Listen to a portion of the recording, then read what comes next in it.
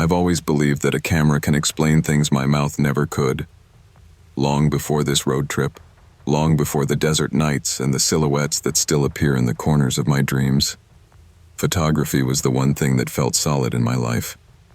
I grew up in Colorado, surrounded by people who wanted to stay put, but I spent most of my time staring through viewfinders, framing things that were moving, changing, disappearing. By my late 20s, everything in my world felt loud. My job, my relationships, even my apartment.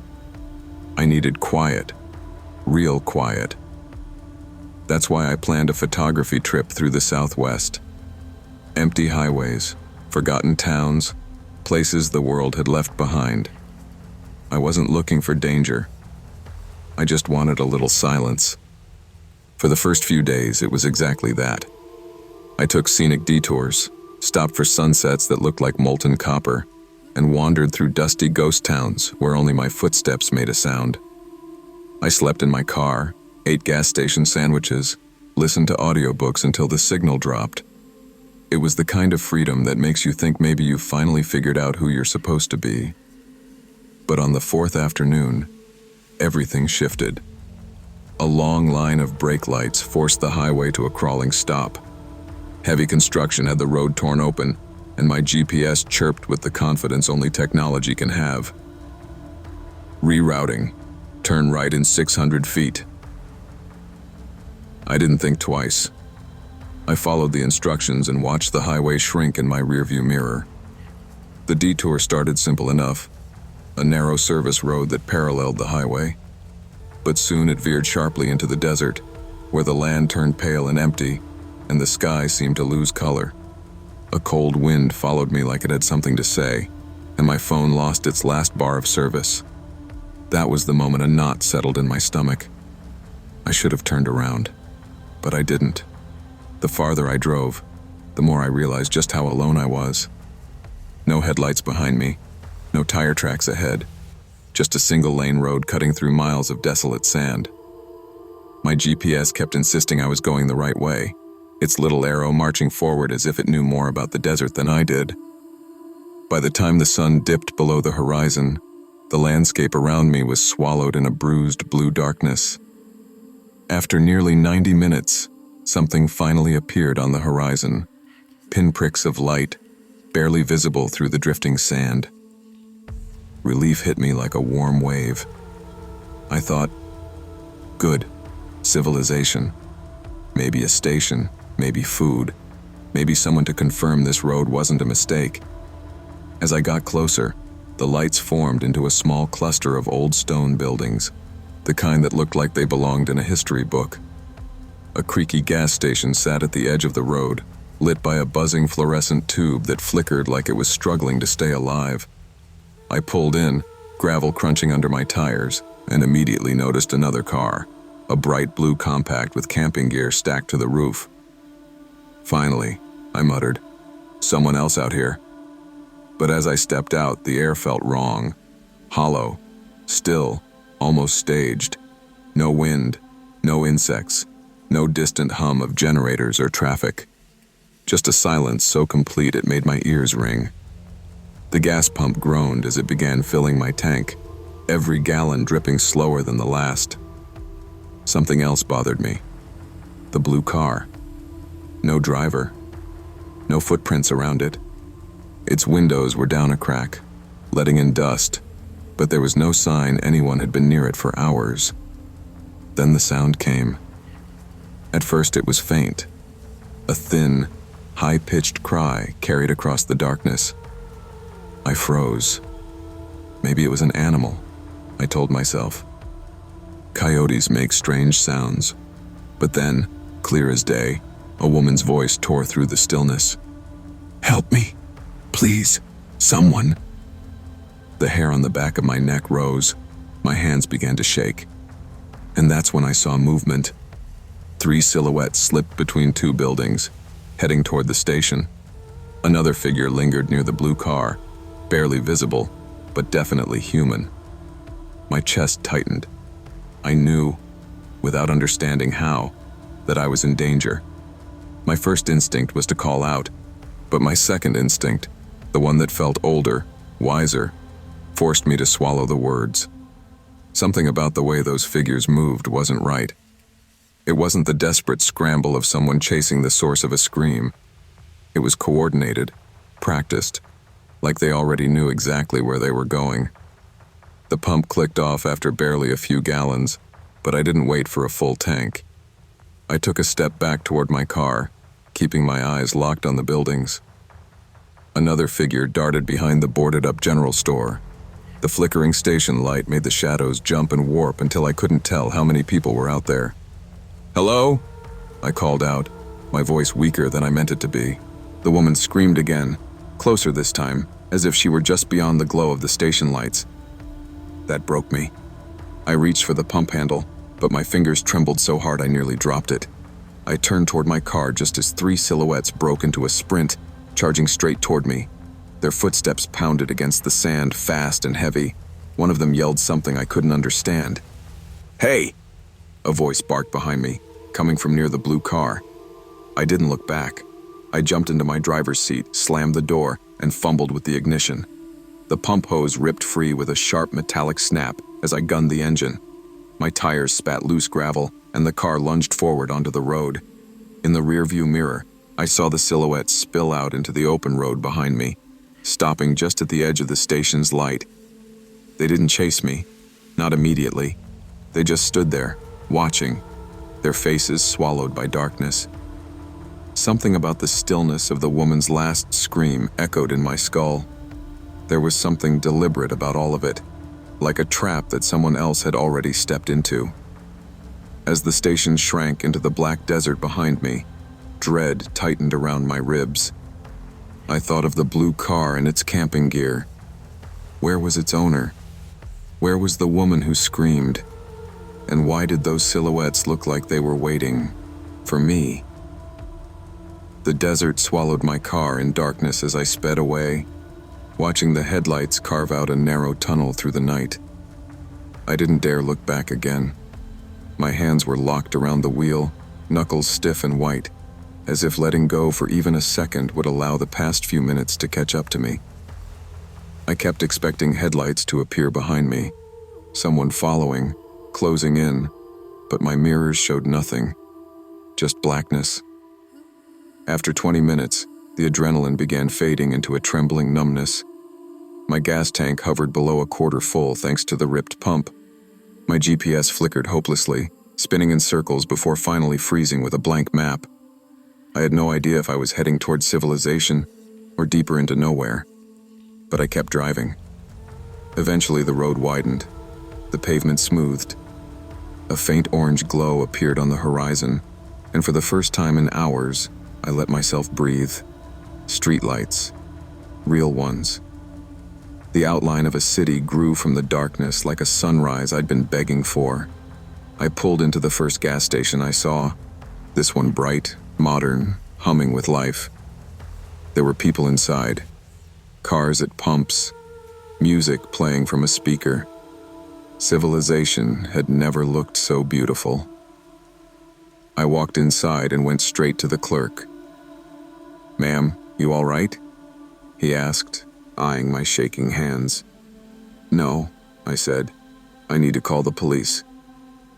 The officers listened patiently as I described everything: the town, the silhouettes, the screams, the abandoned blue car.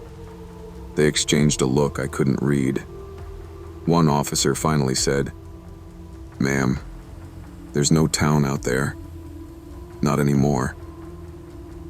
"What do you mean, anymore?" "That place was condemned almost 20 years ago. No power, no residents, no functioning buildings. It's been closed off for safety." I felt my stomach drop, but I knew what I saw and what I heard. I didn't sleep that night. Not in the hotel the police helped me book, not even for a few stray minutes. Every time I closed my eyes, I saw the silhouettes again. The way they moved with intention. The way they seemed to know exactly where I was. The officers had sent a unit out to the area, but by morning they told me they found nothing. No lights, no footprints, no blue car, no signs of struggle. Maybe it was an illusion, one of them suggested gently. Happens more than you think out in the desert. But I wasn't convinced. I could still hear the woman's voice, raw and terrified. I could still see the shine of the blue car's roof. I could still feel the weight of those watching eyes. Before I left town, I stopped at a diner off the main road. The waitress, a woman in her 60s with a calm, knowing smile, refilled my coffee and asked where I'd been traveling. When I told her, her expression shifted, subtle but unmistakably wary. "There's old places out there," she said softly. "Places people shouldn't wander into. Not because they're haunted, but because they're forgotten by everyone but the wrong kind of folks." I didn't press her for details. I didn't want to know. I drove home the long way, sticking to well-lit highways and busy rest stops. My camera stayed in its bag. For the first time in years, I didn't want to capture anything. Some places, I realized, aren't meant to be documented. Some memories are warnings, not stories. Still, even now, months later, when I'm alone at night and the house settles into silence, I sometimes hear that voice again. Faint, desperate, echoing across miles of desert, and I remember the silhouettes. I remember how they moved. And I know the desert hasn't forgotten me either.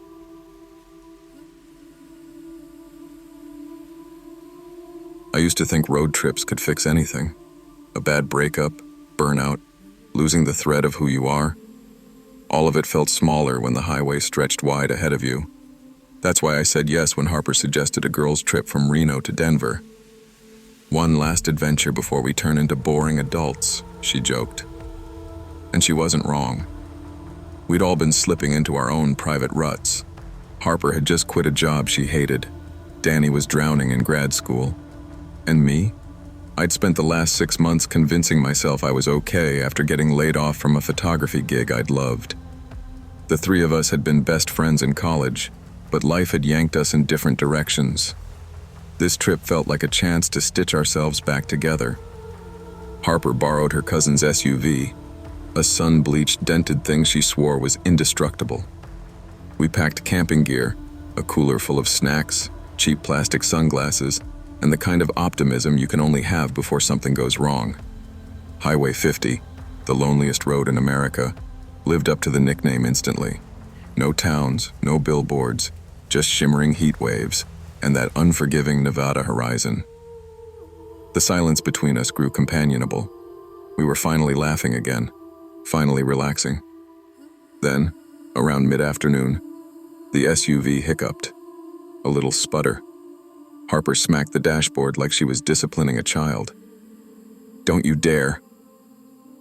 The engine coughed again, and then it died completely, coasting to a tragic, overheated stop. The silence returned, but it wasn't friendly anymore. No signal on our phones, no cars in sight, no shade except jagged rocks and sagebrush. The heat, 104 degrees, pressed on us like a punishment. We had no idea the worst part wasn't the heat or the broken engine. It was who was already watching us. We decided our only option was to walk. Harper loaded her backpack like she'd done this 1,000 times. "Town's got to be, 10 miles? She said, forcing cheer she didn't feel. Danny looked at her like she'd announced a funeral. "In this heat? We'll die before we find a soda machine." Still, we started walking. The sun roasted the backs of our necks, and our boots kicked dust into the shimmering air. The silence around us grew so thick that every breath felt loud. Around the second mile, I noticed something unusual. A dark blue Suburban on a ridge overlooking the road. Perfectly still, perfectly quiet. I pointed it out. Harper shrugged. "Probably someone camping." "Up there, no trail, no shade," Danny said. "That's weird." We kept walking. I checked again a few minutes later. The SUV wasn't on the ridge anymore. It was angled slightly closer, as if it had shifted positions while we weren't looking. I tried to convince myself I was imagining it. But then it moved again. Not toward us, just repositioning, watching. We walked faster, our shadows stretching longer as the heat softened into late afternoon gold. The Suburban stayed the same distance behind, even when we stopped for water. It wasn't close enough to threaten us, but far too deliberate to ignore. "Should we wave?" Harper called out. Danny grabbed her arm. "Don't. If they wanted to help, they'd have already stopped." The longer we walked, the clearer it became that the SUV wasn't just another traveler. It was pacing us, matching us, keeping us in its sights. When dusk finally crept across the desert, the Suburban descended from the ridge and rolled onto the highway behind us, slow, steady, and silent. Something inside me dropped into a cold pit. We weren't alone anymore. Night in the desert arrives fast. 1 minute hot and blinding, the next an open-mouthed darkness swallowing the horizon. The temperature dropped so sharply our sweat turned cold.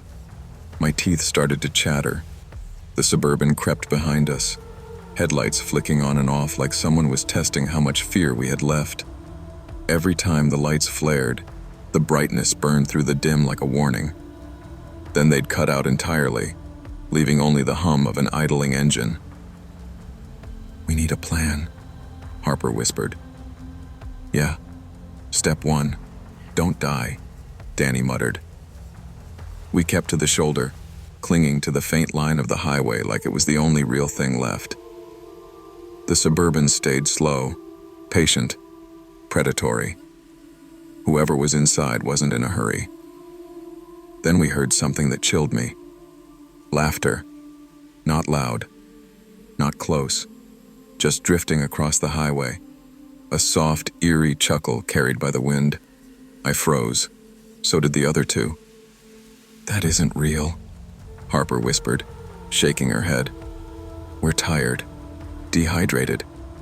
But then something rolled toward us across the pavement. A bottle of water. A full one. Danny kicked it away like it was poison. "They're messing with us," she said. "They want us scared." They didn't have to try hard. My hands were shaking uncontrollably now. We formed a tight circle, backs pressed together. Harper held a tent pole like a spear. Danny gripped a rock the size of her fist. I had my metal water bottle dented from panic. The SUV idled closer, slow, then stopped completely. Its lights went out. Total darkness. I whispered, "If they're waiting for us to panic, they're close." We weren't being chased. We were being hunted. My brain felt like static, disoriented, dizzy, overheating even in the cold night air. Then, somewhere in the fog, a memory surfaced. Our emergency camping beacon.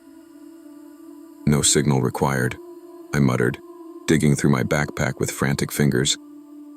Harper gasped when I pulled out the compact orange device. "Leah, you're a genius." "I'm a terrified genius," I corrected. I flipped the switch. A bright red strobe began flashing into the emptiness of the desert. The beacon chirped rhythmically, loud and sharp, cutting through the night like a lifeline. The Suburban didn't move, didn't respond, didn't flash its lights. Nothing. Minutes felt like hours. My legs cramped. Danny kept whispering, "Come on, come on," as if she could will help into existence. I kept checking the SUV, half expecting doors to open and strangers to spill out. Then, the engine growled. The Suburban started creeping toward us again, just inches at a time, like someone savoring our fear. Every instinct screamed, "Run." But where? The desert stretched into nothing. No cover. No escape. "He sees the beacon," Harper whispered. "He knows help is coming. Or he wants to finish this before it gets here," Danny said. My stomach twisted painfully. Then a sound split the night. Distant, deep, mechanical. A helicopter. A spotlight swept across the desert, blinding and heavenly. The instant the beam touched the Suburban, the driver reacted. The SUV spun in a spray of gravel, fishtailing before disappearing toward the dark side of the cliffs. Search and rescue reached us minutes later. 2 men with blankets and water, faces tight with concern. "You're lucky," one said. "If we were 10 minutes later." He didn't finish the sentence. He didn't need to. We were taken to a small ranger station where we sat wrapped in emergency blankets, sipping water with shaky hands. Harper kept rubbing her arms, muttering, "We should have stayed in Reno. We should have stayed home." Danny stared at the floor, tears drying on her cheeks. Who does that? Who stalks 3 women in the middle of nowhere? No one had answers. The officers asked us everything. Descriptions, license plate, we never saw one. Sounds, anything unusual. We told them it was a dark blue Suburban with pitch-black windows, the kind that hides everything. Search teams found tire tracks but nothing more. No footprints, no campsite, no engine fluid. It was like the SUV had been swallowed by the desert. We learned later that similar reports had come in over the past few months. Lone travelers, mostly women, noticing a dark SUV on remote roads. Always watching, never identified. We went home the next day, each of us quieter than usual. The ride back to Reno felt impossibly long. Every car that approached made my pulse spike. Every glance at the mirror made my stomach tighten. I still check behind me on highways. Still keep my doors locked even while driving. Still avoid lonely stretches of road unless I absolutely have to. We survived, but something fundamental shifted in me. In all of us. The world didn't feel wide and open anymore. It felt sharp around the edges, like danger could slip in through any crack we ignored. Sometimes when I can't sleep, I think about how calm the driver was, how patient, how deliberate. Whoever they weren't improvising. They were waiting. And I'll never forget the feeling of knowing, with absolute certainty, that we were the entertainment for someone who didn't need to touch us to terrify us. I used to think nothing bad could happen during senior year. There's this illusion that life is on pause right before graduation, like the world is giving you a few final months of freedom before it hands you bills, responsibilities, and an inbox full of unread emails. That's why we planned the road trip. Lola, Vivian, and I, Aaron, met freshman year in a cramped dorm where the fire alarm went off every other week. We survived heartbreaks, finals, bad cafeteria food, and too many late-night breakdowns to count. This trip was supposed to be our victory lap before adult life split us into different cities. We packed snacks, old playlists, and the overconfidence that comes with being 22. The Midwest stretched out in front of us. Endless fields, quiet towns, and highways that felt like they could carry you straight off the edge of the map. But an hour into the drive, Lola said, "Do you guys see that?" In the rearview mirror, a white cargo van hugged our lane. No plates, dented bumper, windows tinted like sunglasses. Vivian laughed. Creepy, but probably nothing. I agreed. Things only become stories when you add meaning to them. At that moment, I added none. But the van stayed behind us, mile after mile, turn after turn. And deep down, something in my stomach tightened, like I had just looked at something that had already been looking back. We stopped at a gas station near a tiny farm town, the kind of place with one soda machine and a bathroom key attached to a hubcap. As we filled the tank, the white van rolled in and parked directly behind us. No one got out. "Okay, that's weird," Lola muttered, pulling her hoodie tighter. I tried to be logical. Maybe they're just resting. But I didn't believe my own words. 2 hours later, at a diner off Highway 20, the van reappeared. Same dent, same silent windows, same lack of plates. While we waited for our sandwiches, I glanced out the window and saw a silhouette inside, just an outline of a head and shoulders, unmoving. "Guys," I whispered, "someone's in there." Vivian shook her head. "Then why don't they ever get out?" None of us had an answer. Back on the road, we tried driving faster. The van stayed exactly the same distance behind. When we slowed down, it did too. It never changed lanes, never drifted. It was like it was tethered to us. By late afternoon, our nerves were shot. We're stopping at the next busy rest plaza, Lola decided. People around us means safety. We pulled in, and nearly choked when we saw it. The white van was already parked, engine off, aimed toward the entrance like it had been waiting for us. That was the first moment I truly felt afraid. Not nervous, not unsettled, afraid. Inside the plaza, we rushed to find security. The guard, a middle-aged guy with kind eyes, listened patiently as we stumbled through our explanation. "A white cargo van," he repeated. "Dented bumper, no plates, parked right outside?" "Yes," I said. "We're scared to go back out there." He grabbed his flashlight. "Stay here, I'll check the lot." We watched him walk out through the glass doors. He scanned row after row, twice, 3 times.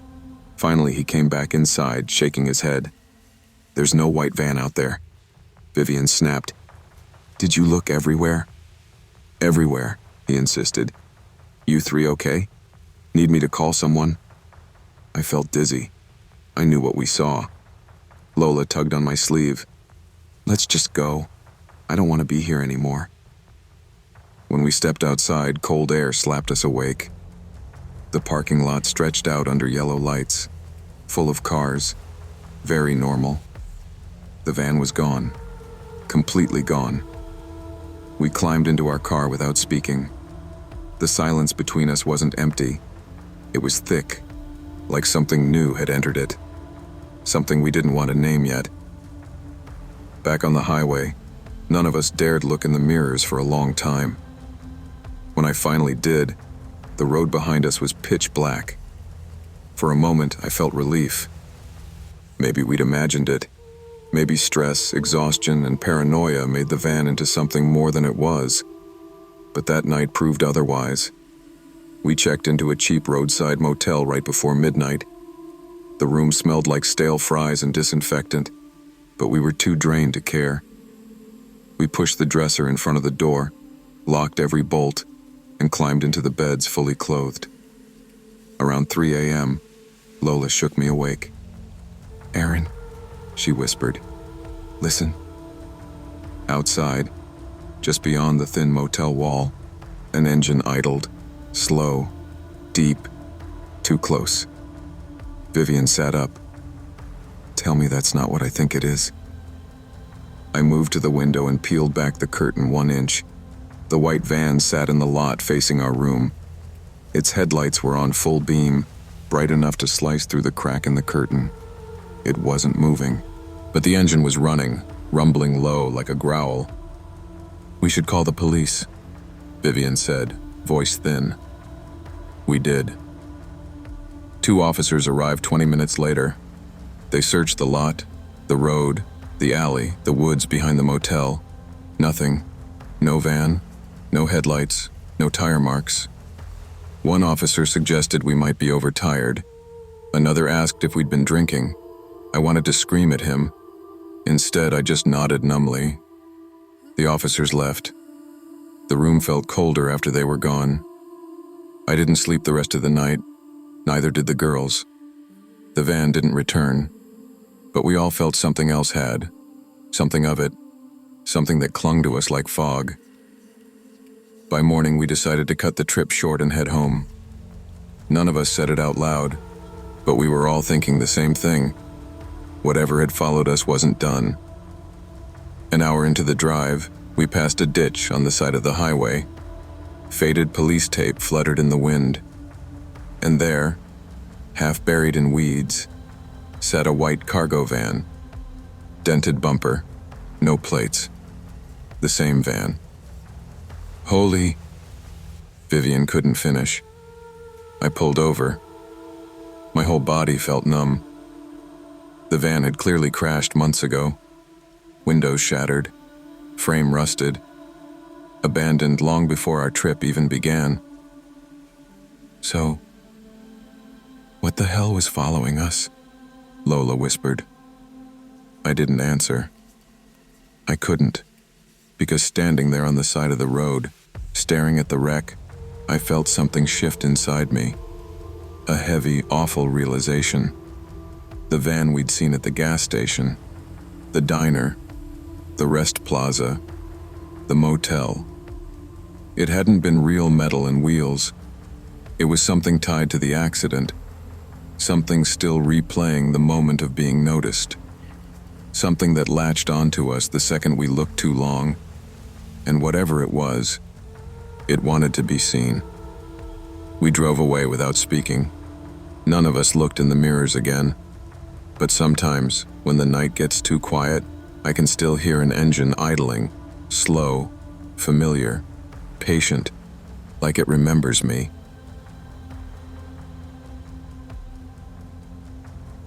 If you'd asked me a year ago what I expected from a post-graduation road trip, I would have told you sunsets, junk food, loud playlists, and the feeling that the world was finally opening up. I never imagined the desert would nearly swallow us whole, or that I'd still wake up at night hearing the sound of heavy boots crunching on sand. But before everything went sideways, it was just 4 friends. Me, Maya, and my roommates Jordan, Selena, and Rena, feeling untouchable with our freshly printed diplomas and nothing on our calendars except freedom. We were all burnt out from finals week, drained and reckless enough to decide that a 7-hour drive from Phoenix to Los Angeles needed to be more scenic. Instead of the interstate, we wanted isolation. Instagram shots of wide-open desert, the kind of trip we'd brag about later. My Jeep wasn't exactly dependable, but we convinced ourselves it had character, laughing every time the engine rattled. We left early in the morning, the windows down, the air still cool. Everyone sang along to songs we'd grown sick of months before. For once, we weren't thinking about resumes or rent or whatever came next. By mid-afternoon, though, the desert changed. The heat thickened. Shade became something we talked about like a myth. And my Jeep, my loyal heap of noise, started sputtering. At first I brushed it off. She does this sometimes, I insisted, knocking the dashboard like that would reassure anyone. But 10 minutes later, the temperature gauge hit the red zone, steam hissed from under the hood, and the Jeep lurched to a stop on a dead stretch of road where the asphalt looked like it was melting. "We're fine," Jordan said, even though we weren't. No signal. 1 bottle of water. No cars in sight. The sky felt huge and angry overhead. That's when the desert stopped feeling empty, and a dusty, sun-faded pickup approached. The truck slowed beside us, tires crackling on gravel, and an older man with a faded ball cap leaned out. He had a warm smile, the kind that might have comforted us under any other circumstance. "You girls stranded?" he asked, voice gentle and unhurried. Every red flag in the world waved in my head, but the heat was beating us senseless. Rena whispered, "Please tell me he has water." None of us voiced the other fear, the bigger one. We were 4 women alone in the middle of nowhere. Vulnerable didn't even begin to describe it. The man introduced himself as Uncle Ray. Everyone around here calls me that. He spoke like he'd practiced sounding friendly. Then he offered to tow the Jeep to a mechanic he knew, just a ways off the main highway. "That's the opposite direction," Selena murmured to me. But we were already dehydrated, sunburned, and half delirious. When Ray handed us a cold bottle of water, miraculous, sweating with condensation, it felt like lifeline logic took over. Against better judgment, we agreed to ride with him while he hooked my Jeep to a tow line. Inside the truck, the air smelled like sun-baked metal and old cigarettes. I noticed there were no interior door handles, just smooth metal plates where they should have been. I told myself older trucks were weird sometimes. Jordan caught my eye in the rearview mirror, her expression asking, "You seeing this too?" Ray hummed to himself as he drove. At first, just tuneless noise. Then he began rambling, half to himself. "Desert keeps to itself. Outsiders don't understand it. Folks get lost out here all the time." His tone was so quiet and strange that Rena stiffened beside me. And still, we stayed silent. We didn't want to believe the situation had shifted. But the more the truck rattled down twisting dirt paths, the more obvious it became. Ray wasn't taking us anywhere near the highway. And we had made a terrible mistake. We'd been driving maybe 20 minutes when the desert around us changed again. No road signs, no tire tracks. Nothing but endless dirt roads weaving into places the GPS would never acknowledge. "So, Ray?" Jordan asked lightly. "How much longer until the mechanic?" "Soon," he said. Something about the way he said it made my stomach tighten. Selena, sitting behind him, leaned forward slightly. I saw her eyes shift downward, then widen. She mouthed something at me. "Tools." I pretended not to react, but she tapped my shoulder when Ray wasn't looking and lifted one corner of a dusty tarp.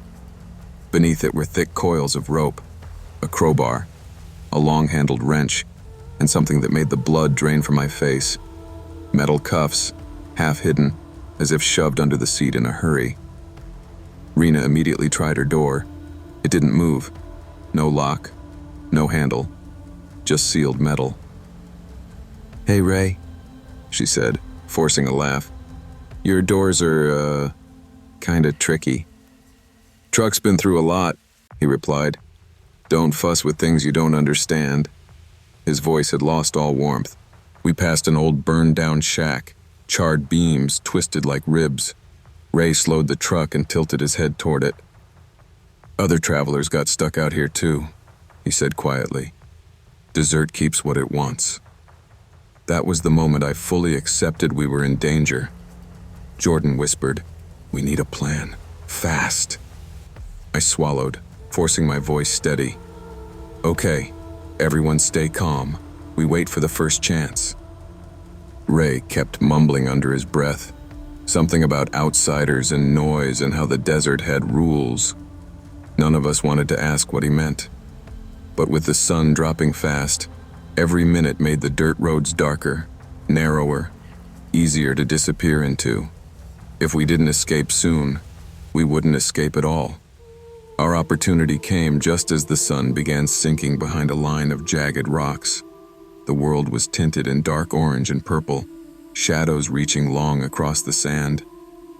I forced myself to breathe slowly, summoning a shaky, almost believable voice. "Ray, I think I'm gonna be sick. Can you stop?" He didn't answer at first, just kept driving. Then finally, "Fine, don't make a mess in my truck." He pulled over beside a stretch of desert brush. As soon as the truck parked, Rena executed her part, slumping sideways like she'd passed out cold. Ray swore under his breath. "What the hell now?" He got out of the truck and opened Rena's door from the outside, bending down to shake her shoulder. Jordan immediately moved. She crawled through the small sliding window behind the seats, squeezing into the truck bed with a speed I didn't know she had. I followed, pushing my head and shoulders through while Selena kept watch. Jordan found a latch, a tiny emergency release hidden near the toolbox. "Got it! Go!" The second the bed door snapped open, we exploded into the desert air. Ray heard us. His shout sliced the silence. "Hey, get back here!" We ran, sprinting without direction, shoes slipping on loose sand. Behind us, Ray's heavy footsteps pounded, shaky with rage. A flashlight beam whipped across the landscape, sweeping past us like a hunting spotlight. "Don't look back!" Jordan yelled. We reached a rocky ravine lined with scrub bushes and dropped into it, sliding on gravel and scraping our hands raw. We huddled behind a fallen boulder, lungs burning, barely daring to breathe. Ray's flashlight scanned the ravine above us. "You girls don't know what you're doing," he called out. "Desert ain't forgiving." His voice drew closer, then farther, pacing. But eventually, hours later, it faded. We stayed there all night, shivering as desert cold clawed through our clothes, too scared to sleep. When dawn finally touched the sand, we were still alive. But we were different people.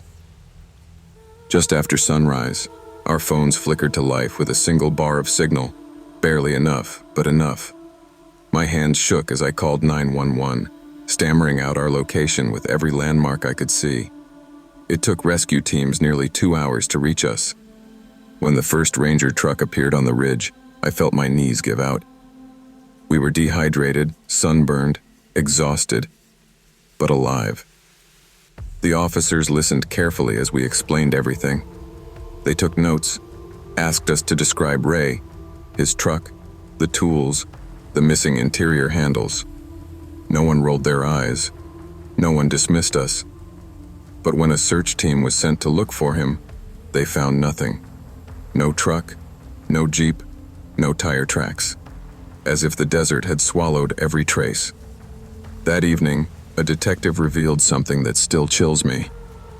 3 female travelers went missing in the last few years along that same stretch. Always young, always isolated. We never identified a suspect. Ray wasn't a helpful stranger who made a wrong impression. He was someone who had done this before. We returned home traumatized, bonded in a way we never asked for. We don't travel without backup plans now, or satellite phones, or each other. Sometimes I still see Ray's silhouette in my nightmares. Sometimes I hear the click of metal restraints, the cold calm in his voice. And sometimes, when I drive through open desert, I feel the same heat on my skin, the same silence pressing in. And I remember the truth. We weren't rescued because we were smart. We were rescued because we refused to stay. Desperation can cloud judgment, but danger rarely hides its intentions for long. Your safety is never worth the risk of ignoring red flags, especially in places where help can't reach you. I've always believed sisters go through phases, years where you're inseparable, and years where you barely talk unless someone needs help moving furniture. For the past few years, my sisters and I had been drifting like loose boats on different tides. Kay was chasing a new career in Seattle. Ruthie was struggling through community college, and I, Jenna the oldest, was the unofficial glue who had gotten tired of being the glue. When Kay called saying she'd finally landed her dream job, I suggested we do something we hadn't done in years, a weekend sister trip. A quick escape, nothing fancy, just ocean air, bad diner food, and a cheap room where we could laugh again like we used to. Kay found the place.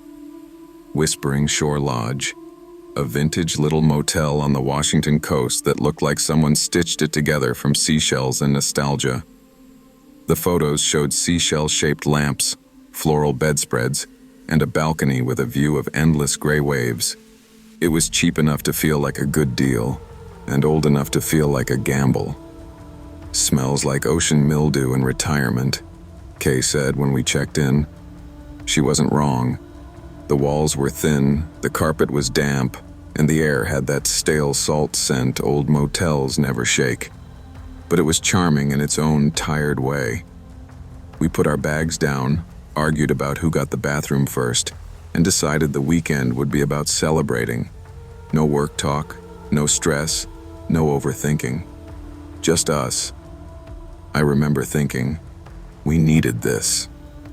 I just didn't know how badly the motel wanted us to, or how it would start with something simple, a sound you could almost ignore, furniture dragging in the room next to ours, room 12B, a room the front desk later swore was empty. The first night, around 11:40 p.m., I was brushing my teeth when I heard it, heavy scraping, like someone dragging a dresser across old hardwood floors. Kay and Ruthie froze. "Please tell me that's not in the room next to us," Ruthie whispered. The sound came again, long and low, as if someone was pulling furniture from one side of 12B to the other. For a full 5 minutes, none of us moved. Finally, Kay huffed. "Okay, no, not doing this." I grabbed the room phone and dialed the front desk. "Hi, sorry, I don't mean to complain, but the guest in 12B is moving furniture for fun, I guess." There was a long pause. too long. "Ma'am," the clerk said quietly, "there is no guest in 12B. My stomach dipped. "What?" "That room has been closed for renovation since last year." I looked at Kay and mouthed, "Renovation?" "But someone is definitely in there," I insisted. The clerk exhaled shakily, like he wanted to say more but thought better of it. "I'll, send someone to check." He didn't. The dragging got louder, closer. Then it stopped. 3 seconds of absolute silence. And then 3 knocks. Pause. 1 knock. Soft, deliberate, like someone tapping right behind our shared wall. Ruthie backed into the corner, hands over her ears. Nope. I'm not doing haunted wall Morse code." We tried to laugh it off, but none of us slept. Every time I drifted, I'd hear that pattern echo in my head. 3 knocks. Pause. 1 knock. It felt less like someone asking for attention and more like someone practicing it, like they were learning the rhythm of us. The next night, exhaustion hit us early. We watched a movie on my laptop, ate microwave popcorn, and tried desperately to pretend the previous night never happened. By midnight, we were all asleep. At 3:14 a.m., I woke to a scream. Ruthie's. She stood at the foot of Kay's bed, trembling so violently the mattress shook. "Someone's on the balcony," she gasped. They were leaning against the glass, like right against it. The whole pane bowed in. The balcony door was locked, curtains drawn, but Kay ripped them open anyway. Nothing. Just the moonlit ocean and the railing glinting faintly. No footprints on the dew. No smudges on the glass. We called the front desk again. This time the clerk didn't even pretend to hide the fear in his voice. "Stay inside. I'll check the cameras," he said. 20 minutes later, he knocked on our door. We saw nothing, he whispered. "Nobody came to your balcony." Ruthie burst into tears. "I'm not crazy. Someone was there. He was bent forward, too far, like he didn't have bones." Kay squeezed her. "We believe you." The clerk swallowed hard. "If you want another room, I can check what we have open." "No," I said before thinking. "I'm not staying anywhere alone in this place." The clerk hesitated, then nodded. "I understand." Something twisted in my chest. The way he said it, "I understand," like we weren't the first.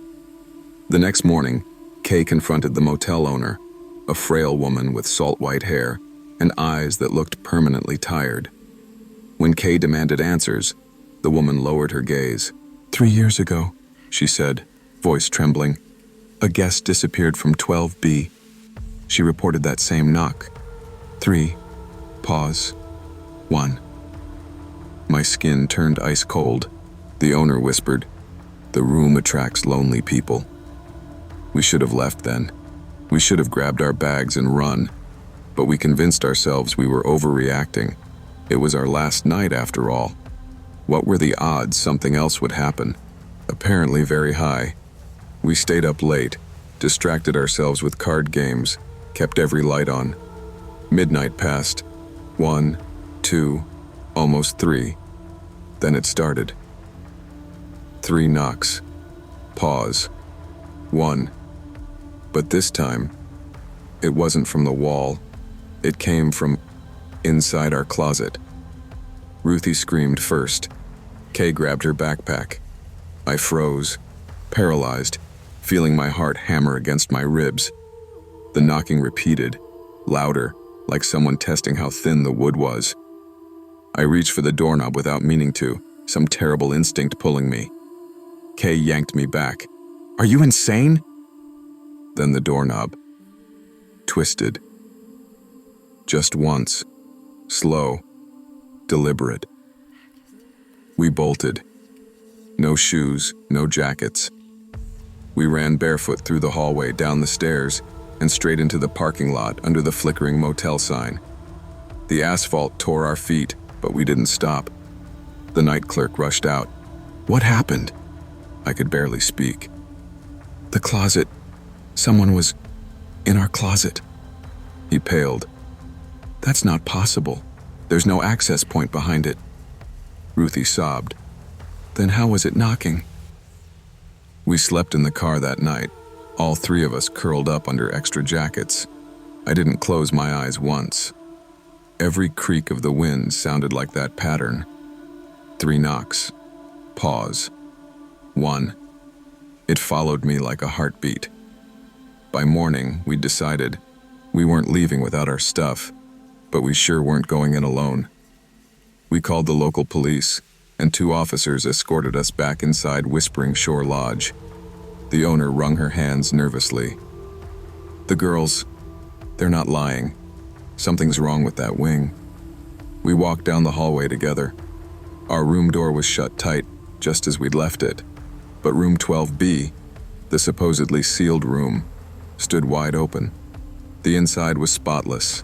Fresh linens, polished lamps, empty hangers aligned in the closet. No dust, no debris, as if someone had spent the entire night preparing it for a guest. And on the bed, all of our belongings, neatly arranged, clothes folded, shoes paired, phone chargers coiled carefully. Even the book I'd left face down was placed upright, bookmarks straightened. The officers turned to the owner. "Did you enter this room?" "No," she whispered. "We never open it." Ruthie took a shaky step backward. "Why would someone move our things in here?" Nobody answered. We took our stuff without repacking it, stuffing everything into bags just to get out. As we left, I felt cold air brush my ear, like someone exhaling from inches away. I didn't turn around. Not once. We drove home in silence, barefooted, shaken, exhausted. None of us looked back at the motel in the rearview mirror. That was 2 years ago. Ruthie refuses to stay anywhere without double locks now. I sleep with a nightlight like I'm 7 again. Kay is the one who admits it out loud. Whenever I'm in a new place, she tells me, and the room gets quiet, I still hear it. 3 knocks. Pause. 1. Sometimes she says it sounds patient. Sometimes it sounds like it remembers us.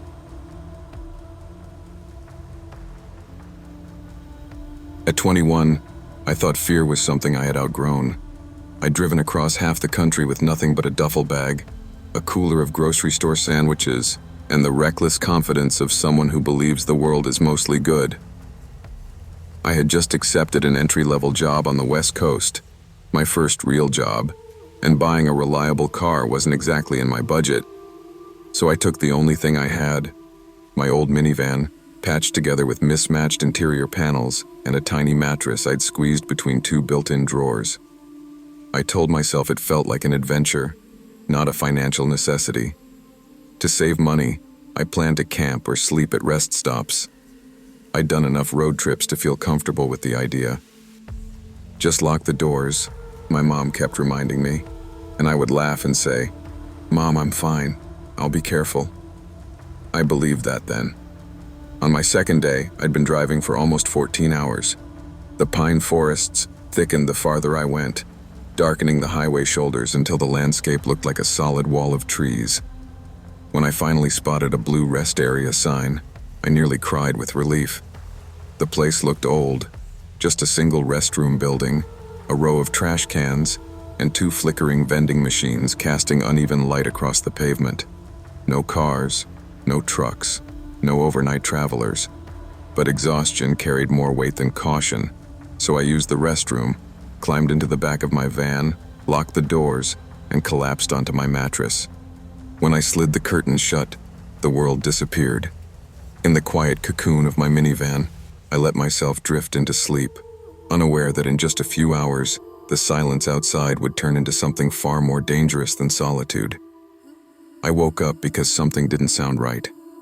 At first it was faint, like distant gravel shifting under shoes. Then the sound drew closer, slow footsteps circling the van. The kind of movement people make when they're trying not to be heard. I froze, every nerve in my body waking faster than my mind could process what was happening. Two voices whispered outside, low, hurried, too close. My van rocked slightly, as if someone brushed against it. I held my breath. Maybe hikers, maybe maintenance workers. But no engine noises, no lights. And it was 2:45 a.m. I reached for the curtain and peeled it back just enough to see through the edge of the glass. Nothing. The pavement outside was empty. The vending machines flickered. The restroom building was still. My heartbeat slowed just a little, until I shifted to check the window on the sliding door. That's when a man's face appeared inches from the glass. His grin was wide, unmoving, too wide. His eyes were locked directly on mine, as if he'd known exactly where I'd look. He didn't blink, didn't move, just stared with the expression of someone who wasn't surprised to find me watching. I jerked back, smacking my elbow against the cabinet. He ducked out of sight immediately, and I heard urgent footsteps, 2 sets, moving around the van. A tap, then a whisper, then a scrape along the metal. Panic blurred into adrenaline. My hands shook uncontrollably as I crawled into the driver's seat. I didn't even put on my shoes. I turned the key, grateful the engine started without hesitation. But as soon as I tried to pull forward, the van lurched. A sickening thump, thump, thump followed, the unmistakable slap of shredded rubber dragging on pavement. They had slashed my tire while I slept, and now they knew I was awake. I swallowed the rising panic and kept the van moving. Even on a ruined tire, forward was better than staying still.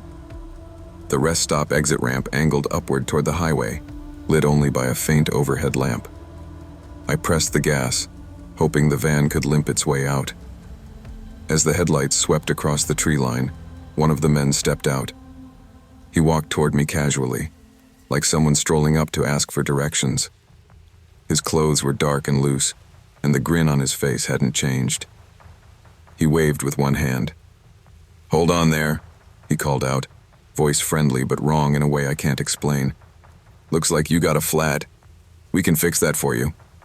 The second man emerged behind the van, staying partially hidden. I watched him in the mirrors, every instinct screaming to get away. "I'm good," I yelled through the glass, refusing to roll the window down even an inch. The man in front took another step. "Come on now. It's dangerous to drive like that. Open the door." I lifted my phone, aiming it at him as though recording. I already called someone. His expression changed instantly. No friendliness, just a sharp, angry tightening. He slammed his palm against the window. "Open the door." I didn't hesitate. I reversed hard, sending the van screaming backward down the ramp. The ruined tire shredded further, but I didn't care. He ran alongside the van for a few steps before giving up. The second man shouted something I couldn't understand. I swung the van around, floored it, and barreled back toward the exit. The incline that had stopped me once became the only thing between me and survival. The van groaned, the rim scraping violently, sparks flying in the mirror. But it climbed. At the top, the highway finally unfolded before me. Open, empty, blessed. I didn't look back. I drove as fast as the ruined tire allowed, my hands locked on the wheel as if the van would slip from the road the moment I loosened my grip. Every few seconds I checked the rearview mirror, terrified I'd see headlights, or worse, none at all, chasing me down the highway. The road stretched for miles without a single sign of life. My phone barely kept signal long enough to load anything, and every bump made the metal rim jolt in protest. Each sound had me flinching, imagining the van giving out and leaving me stranded again. 20 minutes feels like nothing in daylight. On that night, it felt like a lifetime.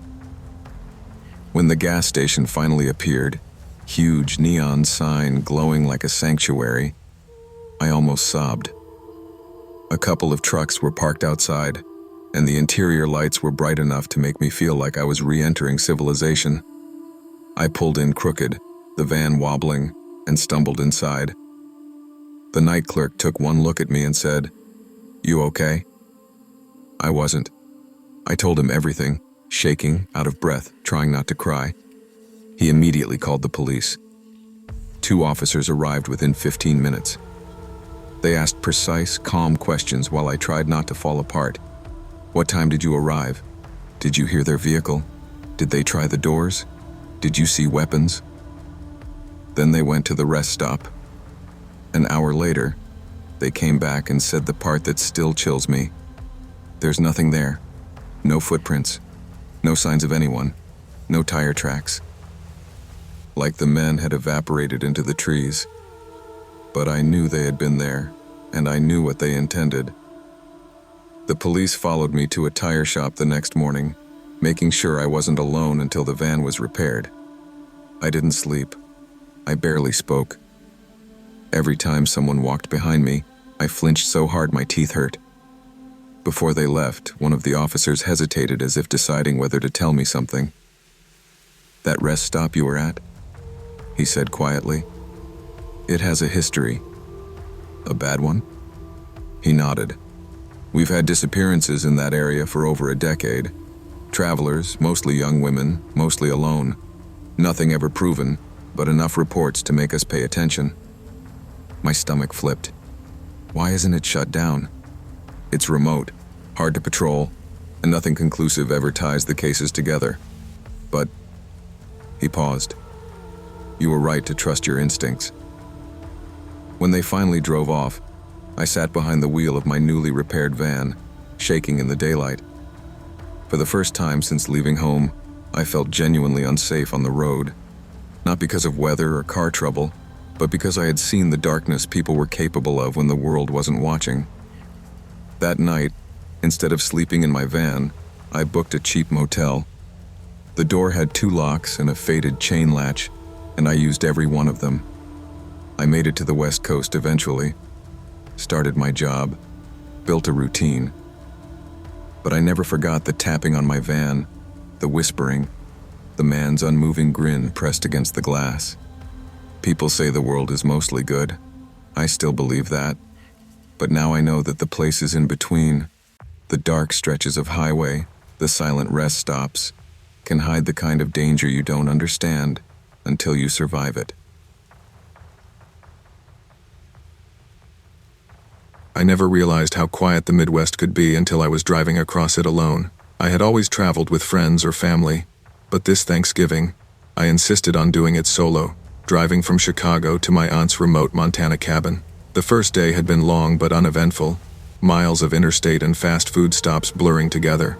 By the second night, I was tired and craving a place to stretch my legs, so I veered off the main highway onto a narrow 2-lane road cutting through plains I hadn't even noticed on the map. The fog rolled in thick, swallowing the headlights in a ghostly white haze. My GPS assured me there were no towns for at least an hour. I drove slowly, straining to see anything beyond the faint glimmer of the lines marking the road. Then I spotted it, a small gas station, its sign flickering weakly in the fog, windows dusty but dimly lit from inside. Relief washed over me. I went in and found an elderly woman behind the counter. "Evening," I said, smiling. "Do you mind if I stay here a bit?" "I've been driving for hours." She paused, her eyes narrowing. "People don't like to linger out here after dark," she said slowly, her tone warning me more than words could. "I just need to rest, that's all," I replied, trying to hide my unease. I bought snacks, thanked her, and parked far from the station. As darkness swallowed the lot after the station closed, the world outside became absolute black, the horizon indistinguishable from the sky. I tried to tell myself it was just the isolation, the fatigue, the fog, but an uneasy chill settled in my chest. I had no idea that the night was about to turn into something I'd never forget. About an hour after the station closed, I heard the crunch of gravel under tires. I froze, heart hammering. A black SUV rolled silently up beside my window, headlights off. I couldn't see the driver's face, only the dark shape behind the windshield. My mind raced. Was it someone lost? Or someone dangerous? I quietly reclined my seat and turned the ignition. My hands shook as I pulled forward slowly, trying not to provoke anything. The SUV pivoted and began to follow me, just far enough behind that I couldn't shake it. Panic was building, my rational mind colliding with instinct. "Come on, come on," I whispered to myself. I sped up. The fog swallowed the road, but I could hear gravel skidding under the tires. Then, just as relief flickered through me, I hit something. A long, tarp-wrapped object thudded under my wheels, jolting the car. I slammed the brakes and jumped out, heart in my throat. I couldn't see what I had run over. The fog was relentless. Distant headlights appeared almost immediately, speeding toward me. My stomach dropped as the SUV barreled up behind the lights, stopping just short.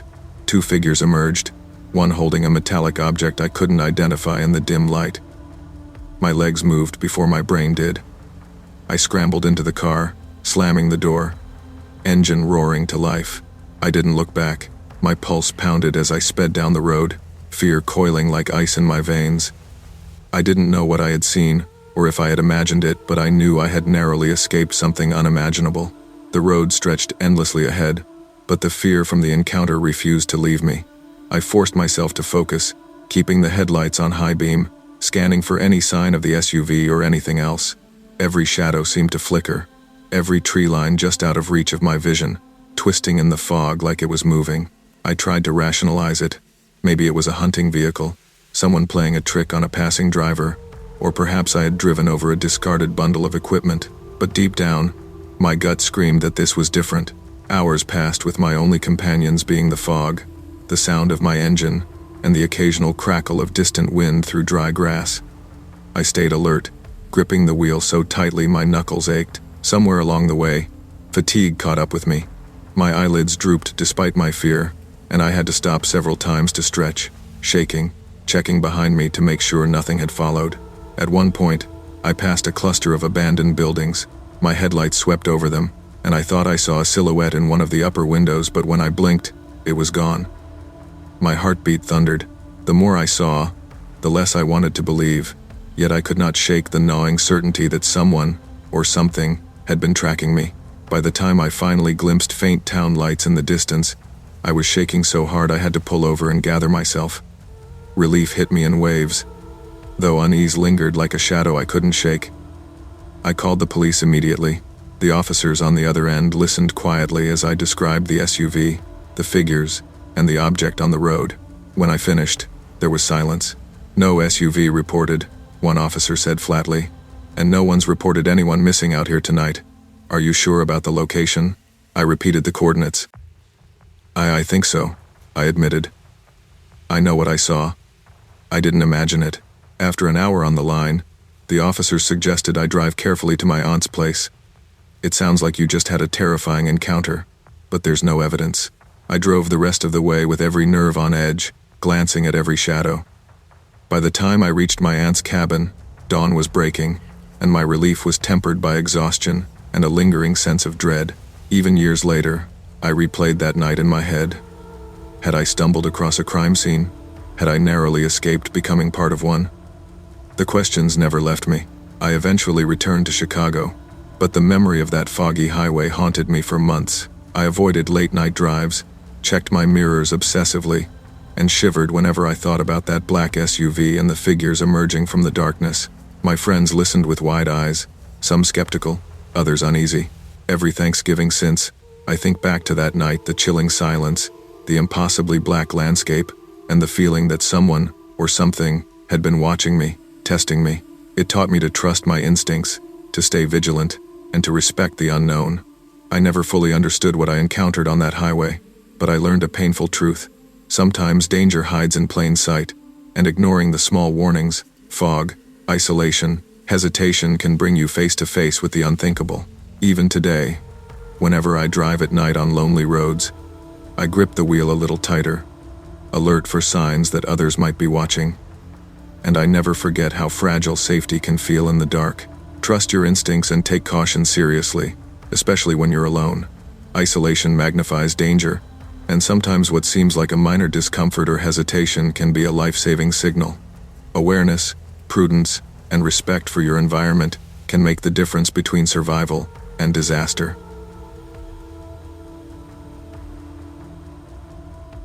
Graduation day felt like the end of everything, and the start of everything all at once. Riley, Harper, Jenna, Maya, Tessa, and I had been planning this road trip across northern Nevada for months, just us 5 friends, no distractions, no drama. We wanted to chase wide open skies, ghost towns, and stretches of desert where cell phones didn't exist. The night before departure, Riley's house was buzzing. Maps sprawled across the living room floor, snacks stacked high on the counter, and Spotify playlists competing for attention. That's when Harper dropped the bomb. "She's coming with us," she said, grinning nervously. I turned. "Lena, a girl none of us had met before." "Wait, what?" Maya asked. "I thought this was just us," Jenna said, frowning. "We met online. She seemed cool," Harper mumbled. My stomach sank. Something in my gut told me this was a bad idea, but we had already booked the SUV and the campgrounds. By 11 p.m., the car was packed, engines humming, and we waved goodbye to Sacramento, the city lights shrinking behind us. I tried to ignore the pit in my stomach, convincing myself it was just pre-road trip jitters, but deep down, I couldn't shake the unease settling like a shadow over our plans. It was nearly midnight when we pulled off the highway. A lone diner blinked under flickering neon, promising coffee and warmth. Harper insisted on stopping, probably trying to impress Lena. The smell of fried grease hit us as soon as we opened the door. The waitress didn't smile. She barely glanced at us. We ordered food, laughing at nothing, trying to shake the tension I still carried. Then Jenna didn't come back right away.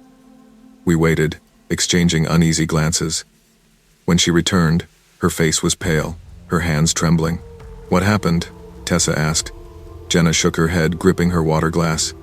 I can't say. Not here." Her voice quivered. I wanted to press her, but something in her expression made me stop. We left, uneasy but eager to get back on the road. That's when the SUV changed.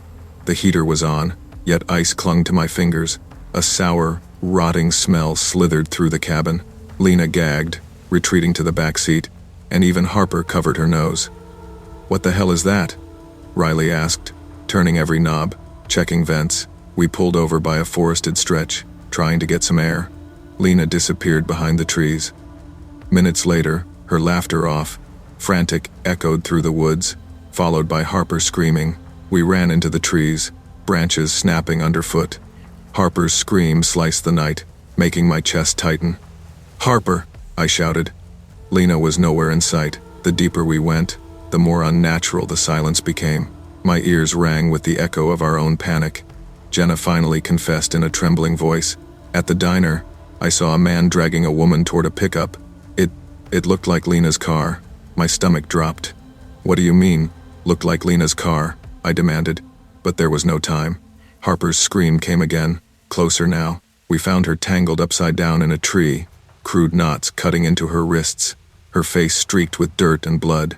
My hands shook as I untangled her, whispering over and over, It's okay, you're safe now." When we stumbled back to the SUV, the smell had followed us. My breath hitched as I looked in the cargo area. Beneath the seat lay a jacket, soaked in blood. My stomach churned. Lena was gone. Harper couldn't stop shaking, repeating over and over, "I don't even know her. She just showed up." And yet, something about the woods felt alive, watching, waiting. We drove to the hospital in silence, Riley gripping the steering wheel like it was our lifeline. Harper's confession finally came. "I didn't really know her," she said quietly. "We met online, 2 weeks ago. She begged to come along." The officer's questions blurred together, and my mind kept returning to the diner, to Jenna's terrified expression, to the smell in the SUV. Police scoured the forest for days. They found abandoned campsites, shallow graves, but no sign of Lena. The diner footage confirmed Jenna's vision. Lena had arrived alone and disappeared minutes after we left. The weight of it hung over us like smoke. We didn't speak much after that. Maya moved to another state. Tessa barely returned my calls. Riley and I sometimes lingered on the past, trying to make sense of what we had seen. Even now, the memory of that night clings like a shadow. The wind through northern Nevada forests whispers, a reminder of how quickly normal life can unravel, how strangers can appear, vanish, and leave chaos in their wake. And most chilling of all, Lena, or whatever she was, felt deliberate, almost purposeful. Months later, Locals warned us we weren't alone in remembering. Travelers spoke of a young woman, calm, friendly, approaching groups of girls at gas stations, always asking if she could come along, always gone when no one looks. It felt like the world itself was cautioning us, the woods and the highways keeping secrets that humans shouldn't stumble upon. We never spoke of it again. I still have nightmares of Harper hanging from that tree, Lena's jacket in the SUV, and the smell that seemed to cling to the air. We thought we were just going on a road trip, chasing freedom and adventure, but freedom comes with danger when boundaries are ignored. Sometimes, I wonder if Lena is still out there, waiting for the next group of girls, smiling politely, offering to join them. Trust your instincts. Boundaries exist for a reason, and sometimes, the thrill of adventure isn't worth inviting danger into your life. I never thought I'd see Montana in December. After years of drifting apart, Maya in Seattle, Jordan in Denver, Bella in Chicago, and me stuck juggling shifts in New York, the four of us finally managed to plan a winter getaway. Glacier National Park had always been a dream, its towering peaks and frozen lakes painting postcards in my mind. I had packed my bags days ahead, feeling a bubbling excitement that mixed nostalgia with a faint sense of unease I couldn't name. When we arrived on December 30th, the first thing that hit me was the silence. Snow muffled everything. The rental cabin was cozy but remote, perched at the edge of a frozen trail, with no neighbors in sight. We unpacked, lit the fireplace, and toasted with cheap red wine, to surviving adulthood and pretending we have our lives together. Bella joked. Jordan rolled her eyes but smiled. Maya, ever practical, kept one eye on the dark tree line outside. As night fell, the storm started. Heavy flakes whipped against the windows, and soon the power cut out. We lit candles and tried to play cards by flickering light, but the wind outside sounded like a living thing. Lauren, always the adventurous one, decided to fetch firewood. Be careful, I warned. It's a whiteout out there. She nodded, wrapping her coat tighter, and stepped into the storm. Minutes later, she returned pale, muttering, "I thought I saw someone, a girl, outside." I laughed nervously. "You're just imagining things. It's a blizzard." But I noticed her hands trembling. Something about the way she said it didn't sit right with me. Even as we laughed it off, a shadow seemed to move beyond the porch, just at the edge of the snow. The next evening, we tried to push our nerves aside. Maya insisted we have a bonfire outside, despite the cold. The sky was an ink-black canvas, and the snow had stopped falling but left the forest eerily quiet. We sipped cocoa, chatting about work and old college stories, but there was a tension we couldn't shake. "Did anyone else see her?" Lauren whispered suddenly. She pointed toward a figure barely visible among the trees, a woman, standing perfectly still, her face turned away. When I blinked, she was gone. "You're seeing things," Jordan said, but her voice lacked conviction. Minutes later, the fire started flickering violently, as if the wind wasn't the only thing moving out there. Then came the footsteps. Crunch, crunch, crunch, circling us. Yet no one was visible. We scrambled back to the cabin, bolting the door. My heart was pounding, ears straining for any sound. Later, as we tried to sleep, Lauren woke me with a gasp. "There's tapping on the window." I froze. 3 slow knocks, then a whisper. Asterisk, "Let me in. I'm freezing." Asterisk.